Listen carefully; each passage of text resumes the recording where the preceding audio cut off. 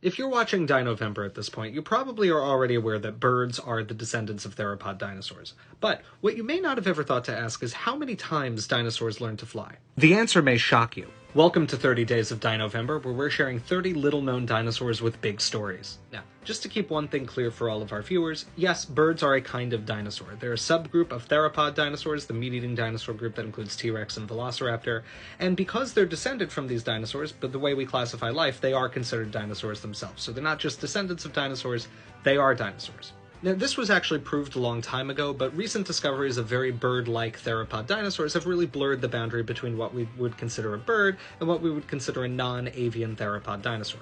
This guy here, Anchiornis, is either one of the most bird-like theropod dinosaurs or one of the earliest, most dinosaur-like birds. And because the line between dinosaur and bird has blurred so much in recent years, paleontologists have spent a lot of energy trying to figure out where flight actually originated in dinosaurs. A few years ago, some of my colleagues found that a bunch of groups of theropod dinosaurs were actually approaching the capability of powered flight, and that 4 separate lineages of these dinosaurs actually achieved what it took to fly and were probably flying animals.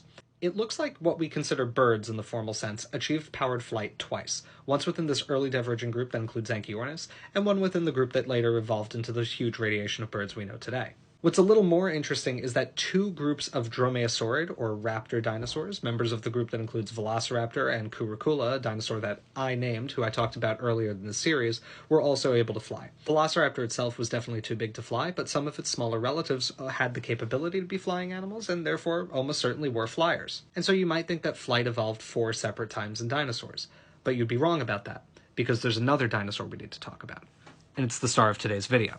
Meet Yi. It has the shortest name of any dinosaur, and it was the key to understanding this really enigmatic group called Scansoriopterigids. Yi showed us that Scansoriopterigids were feathered, but had a wing that wasn't made of feathers at all.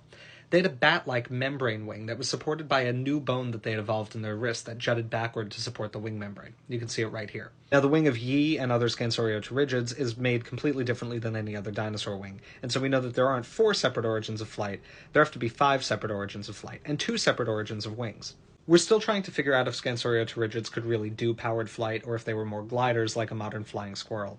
But regardless, it's clear that dinosaurs were evolving flying behavior a lot of separate times. Flight only evolved 7 times in vertebrates, once in pterosaurs, once in bats, and then 5 times in dinosaurs. A lot of people in the general public refer to things that are old or obsolete as dinosaurs, but discoveries like Yi show us that dinosaurs were anything but obsolete.